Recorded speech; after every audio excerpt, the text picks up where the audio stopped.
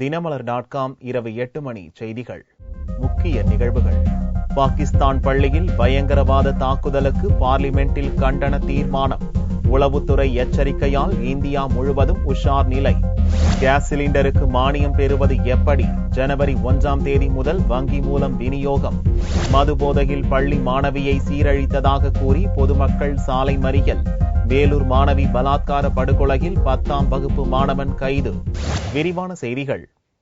பாகிஸ்தான் பள்ளியில் பயங்கரவாதிகள் நடத்திய தாக்குதலில் பலியான குழந்தைகளுக்கு பார்லிமென்டின் இரு சபைகளிலும் மௌன அஞ்சலி செலுத்தப்பட்டு கண்டன தீர்மானம் நிறைவேற்றப்பட்டது. பாகிஸ்தான் பெஷாவர் நகர் ராணுவ பள்ளியில் செவ்வாயன்று புகுந்த தற்கொலைப்படை பயங்கரவாதிகள் கண்மூடித்தனமாக சுட்டதில் 132 குழந்தைகள் உட்பட 145 பேர் இறந்தனர். 8 மணி நேரம் போராடி 9 பயங்கரவாதிகளையும் பாதுகாப்பு படையினர் சுட்டுக் கொன்றனர். உலகையே அதிர்ச்சிக்குள்ளாக்கிய இச்சம்பவத்துக்கு பார்லிமென்டின் இரு சபைகளிலும் புதனன்று அனுதாபம் தெரிவிக்கப்பட்டது. ராஜ்யசபாவில் இரங்கல் அறிக்கை வாசித்த சபை தலைவர் ஹமீத் அன்சாரி கொடூர தாக்குதலுக்கு கண்டனம் தெரிவித்ததோடு பயங்கரவாதத்துக்கு எதிராக போரிடுவதை இத்தாக்குதல் சம்பவம் மேலும் உறுதிப்படுத்தியுள்ளதாக கூறினார். இதைத் தொடர்ந்து அனைத்து உறுப்பினர்களும் 2 நிமிடங்கள் மௌன அஞ்சலி செலுத்தினர். This senseless and brutal cowardly act is deplorable. The loss of innocent lives in this incident is indeed tragic and unfortunate. This incident only reaffirms our resolve to fight terrorism with more determination and firmness. லோக்சபாவிலும் பிரதமர் மோடி உள்ளிட்ட அனைத்து உறுப்பினர்களும் எழுந்து நின்று 2 நிமிடங்கள் மௌன அஞ்சலி செலுத்தினர். பாகிஸ்தான் பள்ளியில் நடத்தப்பட்ட காட்டுமிராண்டித்தனமான கோழைத்தனமான தாக்குதல் சம்பவத்துக்கு கண்டனம் தெரிவித்து சபாநாயகர் சுமித்ரா மகாஜன் தலைமையில் தீர்மானம் நிறைவேற்றப்பட்டது. ஆஸ்திரேலியாவின் சிட்னி நகரில் கஃபேயை பயங்கரவாதி சிறைப்பிடித்த சம்பவம், பாகிஸ்தான் பள்ளியில் நடந்த தாக்குதல் போன்றவற்றை தொடர்ந்து இந்தியாவிலும் அதுபோன்ற தாக்குதல் நடக்கக்கூடும் என்று உளவுத்துறை எச்சரித்துள்ளது. இதை கருத்தில் கொண்ட மத்திய உள்துறை அமைச்சர் அனைத்து மாநிலங்களுக்கும் அனுப்பியுள்ள சுற்றறிக்கையில் அனைத்து பள்ளிகள் மற்றும் ஷாப்பிங் மால்களில் பாதுகாப்பை பலப்படுத்தும்படி அறிவுறுத்தப்பட்டுள்ளது. இந்நிலையில் புதனன்று காலை இந்தியாவில் உள்ள அனைத்து பள்ளிகளிலும் மௌன அஞ்சலி செலுத்தப்பட்டது. கேஸ் சிலிண்டர் மானியம் பெறுவது தொடர்பாக எண்ணெய் நிறுவன உயர் அதிகாரிகள் விளக்கம் அளித்துள்ளனர். சமையல் எரிவாயு மானியம் பெறுவது குறித்து பொதுமக்கள் மத்தியில் குழப்பம் நீடித்து வருகிறது. இது தொடர்பாக சென்னையில் எண்ணெய் நிறுவனங்களின் நிர்வாகிகள் கூட்டாக செய்தியாளர்களை சந்தித்தனர். சமையல் எரிவாயு மானியம் பெற பதிவு செய்த வாடிக்கையாளர்கள் வரும் ஜனவரி 1ஆம் தேதி வங்கி மூலம் பயன்பெறுவர் என்று அவர்கள் தெரிவித்தனர். மானியம் பதிவு செய்தோரின் வங்கிக் கணக்கில் வைப்பு தொகையாக 568 ரூபாய் செலுத்தப்படும். சிலிண்டர் பதிவு செய்த 3 நாட்களுக்குள் மானிய தொகை வங்கியில் செலுத்தப்படும். இந்த மானிய தொகை மாதந்தோறும் மாறுதலுக்கு உட்பட்டது என்றும் ஐஓசி விளக்கம் அளித்துள்ளது. பதிவு செய்யாத நுகர்வோருக்கு ஏப்ரல் 1ஆம் தேதி முதல் மானியம் நிறுத்தி வைக்கப்படும் என்றும் தெரிவித்தனர். இந்த திட்டத்தில் முன்பு ஃபார்ம் 1 மற்றும் 2 ஆதார் படிவம் உள்ளவர்கள் இணைத்துக் கொடுக்க வேண்டியிருந்தது. பின் வங்கி கணக்கு உள்ளவர்கள் மட்டும் ஃபார்ம் 3 அல்லது 4 பூர்த்தி செய்ய வேண்டியிருந்தது. இப்பொழுது இந்த நடைமுறையை எளிதாக்கி அனைத்து ஃபார்ம்களும் ஒன்றிணைத்து புதுமையான ஃபார்ம் ஒன்று வழங்கப்பட்டுள்ளது. ஆகவே இந்த ஆதார் படிவம் உள்ளவர்கள் இந்த ஒரே ஃபார்மை நகல் எடுத்து அதை 2 இடங்களில், அதாவது வங்கியிலும் விநாயகத்திலும் தரலாம். வங்கியில் செலுத்த விருப்பமில்லாதவர்கள் அதை பூர்த்தி செய்யப்பட்ட விண்ணப்பத்தை விநாயகத்திலும் தரும் பட்சத்தில் நாங்களே அதை நடைமுறைப்படுத்தி விடுவோம். ஆதார் அட்டை இல்லாதவர்கள் அதே இந்த புதுமையான ஃபார்மை ஃபில் பண்ணி விநாயகத்திலும் கொடுக்கும் பட்சத்தில் இந்த திட்டத்தில் இணைய முடியும். இந்த திட்டமானது 1/1/2015 முதல் நடைமுறைக்கு வருகிறது. நடைமுறைக்கு வந்தவுடன் இந்த திட்டத்தில் இணைந்த அனைவருக்குமே 568 ரூபாய் முன்வைப்பு தொகை வழங்கப்படும். பின்பு அவர்கள் வாங்கும் எல்லா சிலிண்டர்களுக்கும் மானியம் வழங்கப்படும். மானியமானது 12 சிலிண்டர்களுக்கு இந்த வருடத்திற்கு வழங்கப்படும் என்பதை தெரிவித்துக் கொள்கிறோம். மார்ச் மாதம் வரை பதிவு செய்யாதோர் ஜூலைக்குள் பதிவு செய்ய வேண்டும் என்றும், ஜூலைக்குள் பதிவு செய்தால் மானியம், வைப்பு தொகை 2ம் கிடைக்கும் என்று தெரிவித்த எண்ணெய் நிறுவன நிர்வாகிகள் ஜூலைக்கு பின் பதிவு செய்தால் அந்த தேதியிலிருந்து மானியம் மட்டுமே வழங்கப்படும் என்றும் குறிப்பிட்டனர்.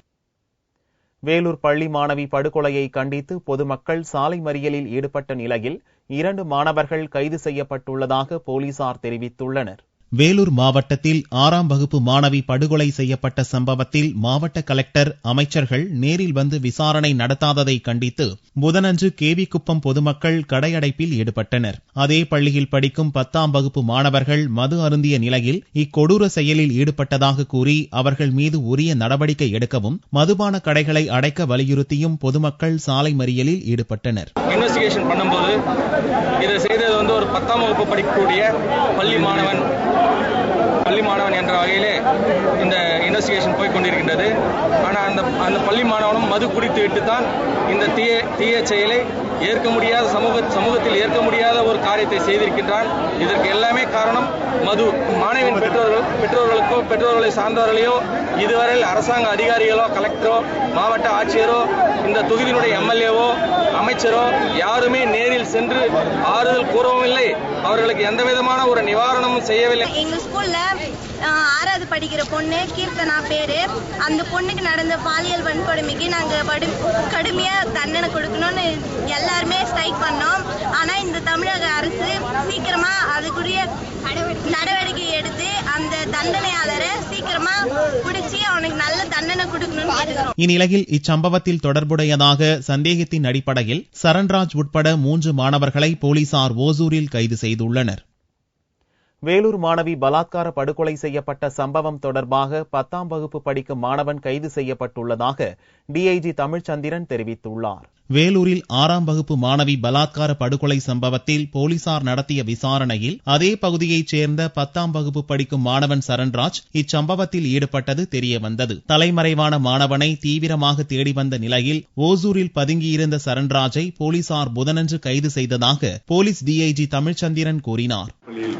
படிக்கும் 6வது படிக்கும் மாணவி வழக்கு பதிவு செய்யப்பட்டு குற்றவாளியை கைது செய்த 4 சிறப்பு பணிகள் அமைக்கப்பட்டு காவல்துறையின் மெச்சிய பணியினால் சம்பவம் பதிவு செய்யப்பட்ட 20 மணி நேரத்தில் சரண்ராஜ் வயசு 15 அப்பா பேர் சுந்தரராஜ் என்பதை அவரை கைது செய்து அவர் குற்றத்தை ஒப்புக்கொண்டுள்ளார். விரைவில் நீதிமன்ற காவலுக்கு அனுப்பப்பட்டுள்ளார். முன்னதாக மாணவியின் சடலத்தை பெற மறுத்து பெற்றோர், உறவினர் மற்றும் பொதுமக்கள் போராட்டம் நடத்தினர். மாவட்ட கலெக்டர் நந்தகோபால் மற்றும் போலீஸ் உயரதிகாரிகள் பேச்சுவார்த்தை நடத்தி மாணவியின் சடலத்தை பெற்றோரிடம் ஒப்படைத்தனர்.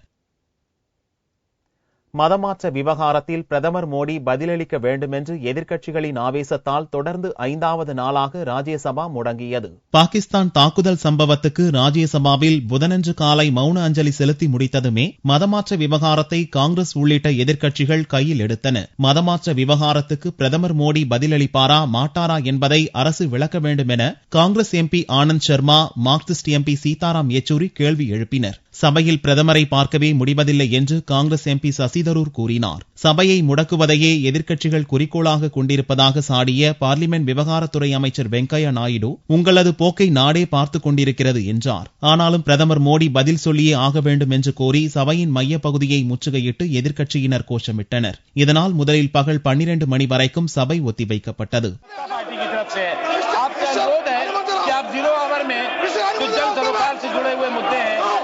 चर्चा की अनुमति देने की चर्चा करें. हिंसक घटना हुई है पाकिस्तान में, उसको लेकर के चर्चा होनी है. उसके अतिरिक्त और भी कई महत्वपूर्ण मुद्दे हैं. आपसे अनुरोध है, आप 0 आवर में चर्चा की अनुमति दें. I called him. What are you doing? Deputy, I called him. What? So what? I don't allow. No. This is not the point. Mr. Mistry, it is very bad on your part. Don't do this.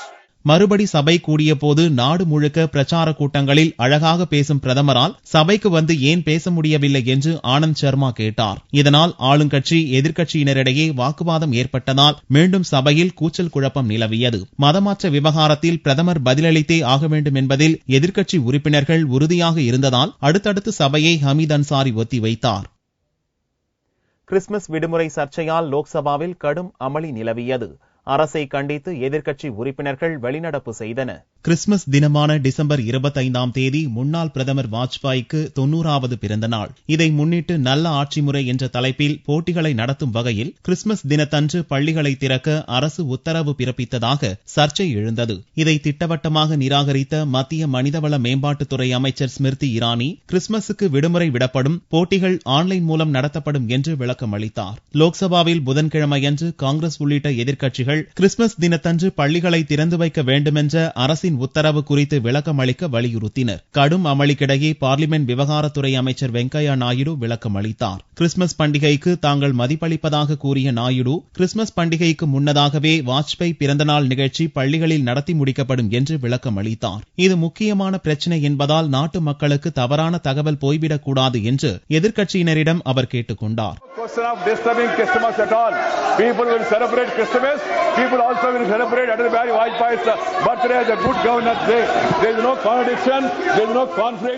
அவரது விளக்கத்தை ஏற்க மறுத்த காங்கிரஸ், திரிணாமுல் காங்கிரஸ், தேசியவாத காங்கிரஸ், இடதுசாரிகளின் உறுப்பினர்கள் சபையில் இருந்து வெளிநடப்பு செய்தனர்.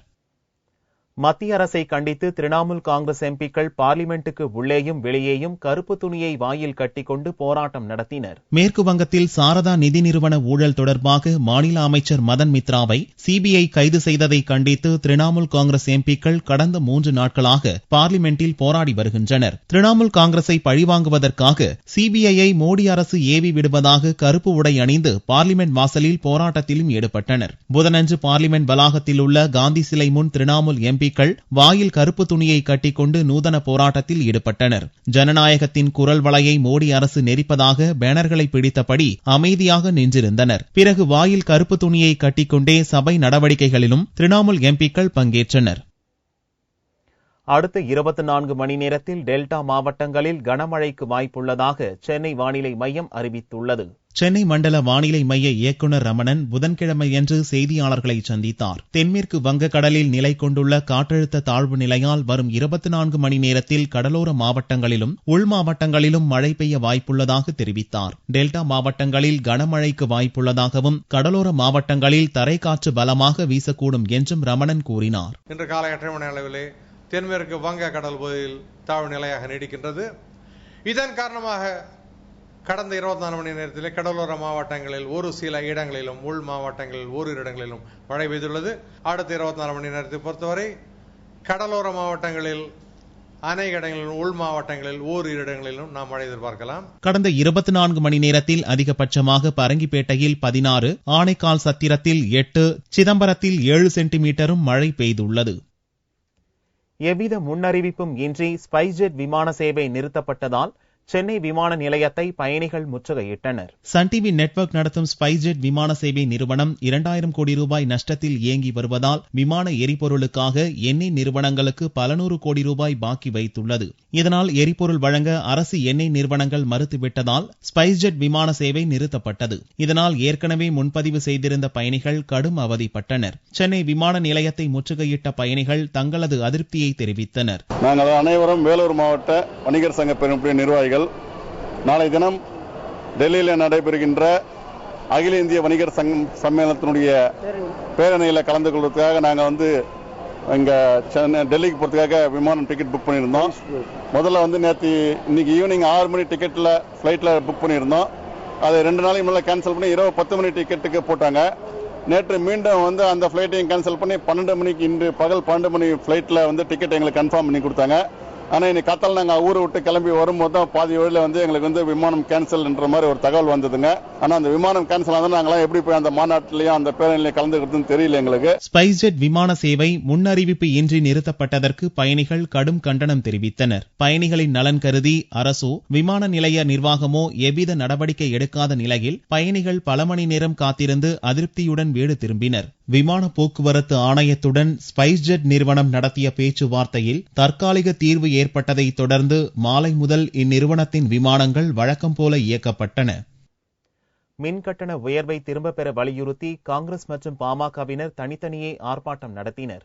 மின்கட்டணத்தை 15% உயர்த்தி மின்சார ஒழுங்குமுறை ஆணையம் அறிவித்தது. இந்நிலையில் மின்கட்டணத்தை திரும்ப பெற வலியுறுத்தி சென்னை கலெக்டர் அலுவலகம் அருகில் காங்கிரஸ் கட்சியினர் புதன்கிழமையன்று ஆர்ப்பாட்டம் நடத்தினர். ஆட்சிக்கு வந்த 4 ஆண்டுகளில் 3 முறை இந்த மின்சார கட்டணத்தை செயல்படாத இந்த தமிழக அரசு உயர்த்தி இருக்கின்றது. இதிலே மிகப்பெரிய ஊழல் நடந்திருக்கின்றது. அருமை தோழர்களே, பாட்டாளி மக்கள் கட்சி சார்பில் சென்னை வள்ளுவர் கோட்டம் அருகில் கண்டன ஆர்ப்பாட்டம் நடந்தது. கட்டணம் ஏற்ற வேண்டாம் என்று அரசுக்கு சொல்கின்றோம். ஒவ்வொருவரும் இன்றைக்கு தொழில் செய்கின்ற பெருந்தொழிலாக இருந்தாலும் சரி, குறுந்தொழிலாக இருந்தாலும் சரி, விவசாயம் தான் சரி, வாடகை வீட்டில் இருக்கின்ற ஒவ்வொரு வாடகை வீட்டில் இருக்கிறவருக்கு 5000 மாதம் வாடகை கொடுத்தால் அவருக்கு 1500 ரூபாய் கரண்ட் பில் கொடுக்கிறார்கள். இந்த கட்டணத்தை திரும்பி பெற வேண்டும். தங்கம் புதன்கிழமையன்று சவரனுக்கு 32 ரூபாய் அதிகரித்திருந்தது. ஒரு சவரன் தங்கம் 20,424 ரூபாய்க்கு விற்பனையானது. 1 கிராம் ஆபரண தங்கம் 2,553 ரூபாயாக இருந்தது. வெள்ளி கிராமுக்கு 70 காசுகள் குறைந்து 1 கிராம் 39 ரூபாய்க்கு விற்பனையானது. பார் வெள்ளியின் விலை 36,405 ரூபாயாக இருந்தது. நெல்லை மாவட்டத்தில் படுத்த படுக்கையாக இருக்கும் 18 வயதுடைய 2 குழந்தைகளை பாதுகாக்க அரசு உதவியை தாய் சந்திரா எதிர்பார்த்துள்ளார். நெல்லை மாவட்டம் நாங்குநேரியை அடுத்துள்ள பரப்பாடி இந்திரா நகரைச் சேர்ந்தவர் சந்திரா. இவரது கணவர் கனகராஜ் கட்டட தொழிலாளி. இவர்களுக்கு அடுத்தடுத்து பிறந்த 2 குழந்தைகள் 3 வயது வரை நன்றாக இருந்த நிலையில் பின்னர் படுத்த படுக்கையாயினர். 22 வயதுடைய செல்வன் 18 வயதுடைய சுகன்யாவை இன்று வரை குழந்தை போல பாவித்து சந்திரா பணிவிடை செய்து வருகிறார். 3வதாக பிறந்த மகன் அந்தோனியும் மன வளர்ச்சி குன்றிய நிலையில் மனம் கோணாமல் சந்திரா உதவி வருகிறார். எனக்கு 5 பிள்ளைகள். அதுல ஒரு பிள்ளை 5 பிள்ளைல 4 பிள்ளைகள் ஊனமுற்ற பிள்ளைகள். அதுல ஒரு மகன் போன வருஷம் இறந்து போச்சு. என்ன 3 பிள்ளைகள் நடக்க முடியாத பிள்ளைகள் இருக்கு. அந்த பிள்ளைகளை கவனிக்கிறதுக்கு எனக்கு ரொம்ப கஷ்டமா இருக்கு. அந்த பிள்ளைகளை கவனிக்கிறதுக்கு ரொம்ப நான் ஒரு வேலை சும்மா ஒரு கூலி வேலை செஞ்சுதான் நான் பிழைச்சிட்டு இருக்கேன். அந்த பிள்ளைகளை காப்பாத்துக்கு இன்னும் எனக்கு உதவி தேவை, பண தேவை இருக்கு. அதுக்காக இந்த அரசாங்கத்துல இருந்தும் எனக்கு உதவி செய்யணும். எனக்கு ரொம்ப நல்லா இருக்கும் உதவி. மாற்றுத்திறனாளிகளுக்கான உதவித்தொகை கூட கிடைக்கவில்லை என்று கூறும் சந்திரா அரசு உதவியை எதிர்பார்த்துள்ளார். மீண்டும் செய்திகள் இந்திய நேரப்படி வியாழக்கிழமை மாலை 4 மணிக்கு. வணக்கம்.